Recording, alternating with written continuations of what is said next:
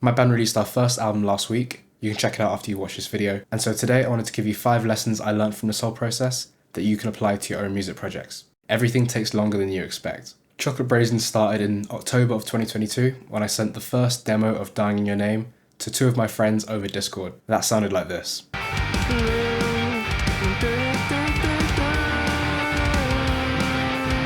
At this point we were all still in school, so we didn't have much time to work on the song. But by the Christmas holidays we had plenty of time, so we met up every week and eventually the song released in February of 2023. After this we were like, that was really fun. What if we made an album of this stuff? And so we continued to meet up, on and off, until the second single release at the start of June. Now the plan was maybe we can do 4 or 5 more songs by the end of the summer and then play a little show for our friends and family. That obviously didn't happen. The moral of the story is, set realistic expectations for when you're working on any musical project and it'll make the process so much more enjoyable. In spite of what I just told you, we could probably have released the album 6 months to a year earlier if we'd just known the importance of this next tip.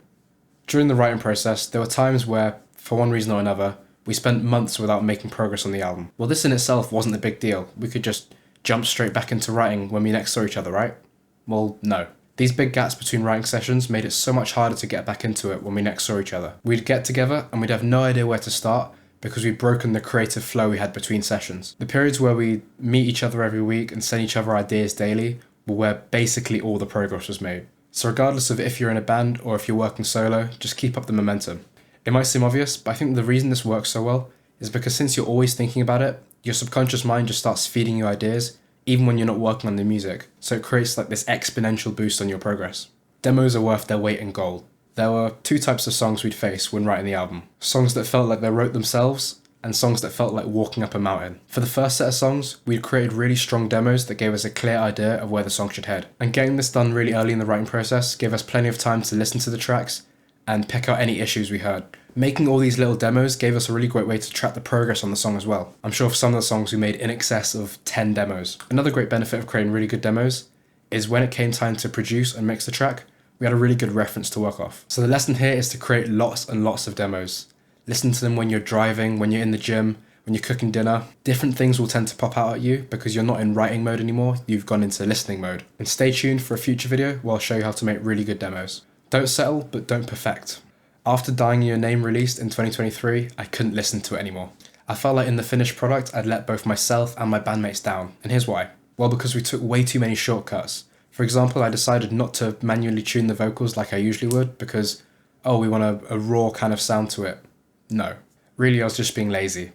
Another thing was the drums. I didn't bother humanizing the velocities of the drums because, no one's going to notice anyway. But all these little things stacked up and it created a product that I wasn't really happy with. On Stasis, I wanted to make sure I didn't make the same mistake twice. So I spent a lot more time polishing everything and I think the end result came out more polished. However, I think it got to a stage where we took it too far and we were adding so many little things to tracks which were supposed to be finished, and very few of these changes actually made it to the finished product. We were adding things for the sake of adding things rather than because they made the song actually better. The power of voice memos.